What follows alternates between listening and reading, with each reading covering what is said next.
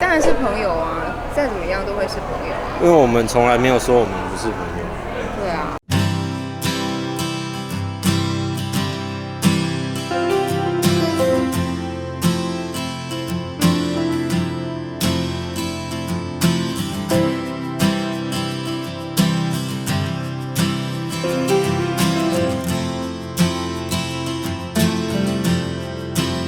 以前老婆有说什么？祝我杀青酒吃得开心，就这样子。这么温馨。对。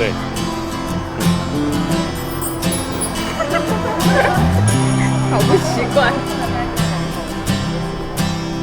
没有，没有这样子讲。那因为拍大时代这个戏，可能两个就是让我蛮大的，就是被关注。那拍完戏两位还是朋友吗？你好像很久没有讲话了，讲一下，你是资深的前辈。当然是朋友啊，再怎么样都会是朋友。因为我们从来没有说我们不是朋友。对啊，而且这个戏就杀青了嘛，之后也是各忙各的。就其实我觉得明视的每一个演员，每一个艺人都彼此都会，就是一直在忙自己的，然后戏散人也散，但是那份情感是不会消失的，就是还是会以后还是会合作啊，还是遇到的时候还是会聊天，但是平常都不会联络啦。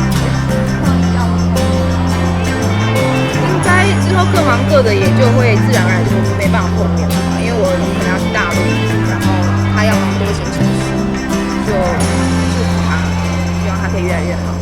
毕竟不是每个都有王彤姐可以在身边，对不对？对啊。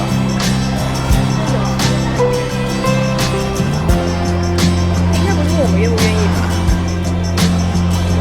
我没有意见。就是一切都听公司的安排。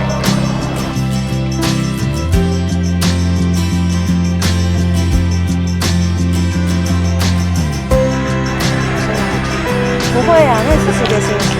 现在就是杀青酒的心情，来感谢长官，感谢民视，感谢制作人，有一个杀青日。其实没有生气啊，就是一个心情抒发而已。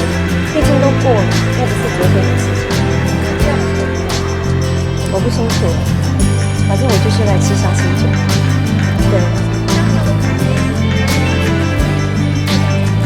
对，工作还是工作啦，对啊，工作还是工作。